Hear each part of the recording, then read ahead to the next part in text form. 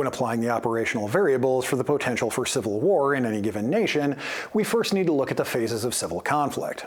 One of the widely used models for this is the Galtung model of conflict. The stages of the Galtung model include the latent conflict stage, where incompatible goals or underlying grievances exist between different factions within the nation.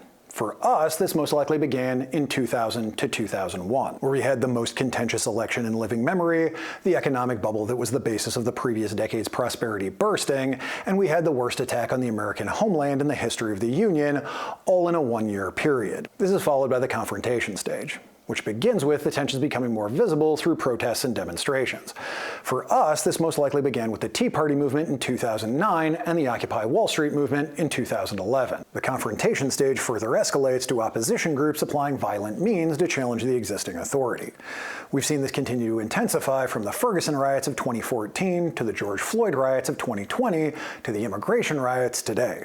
Furthermore, the assassination attempts on Representative Gabby Giffords, Representative Steve Scalise, Justice Brett Kavanaugh, President Donald Trump, and Governor Josh Shapiro, as well as the assassinations of Senators Clementa Pinckney, Judge John Romer, Speaker Melissa Hortman, and Charlie Kirk, are all characteristic of the late confrontation stage. And finally, the confrontation stage is characterized by psychological warfare throughout.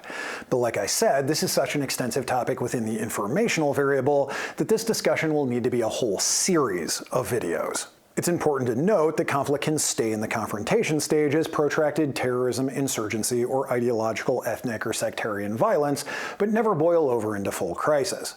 This would include instances such as the Troubles in Northern Ireland. The crisis stage is when a conventional civil war would break out if conventional civil war is to break out. Conventional civil wars come in two varieties. The first is when a region of a country is fighting to break away and become its own country. This is, of course, how we won our independence from the British in the Revolutionary War, and what the Confederacy was trying to do in the Civil War. The second variety is when a dissident faction within a country is fighting to overthrow that country's government and establish a new one. This would include instances such as all of the French revolutions as well as all of the communist revolutions. So the key question here is, are we going to move past confrontation and tip over into full crisis?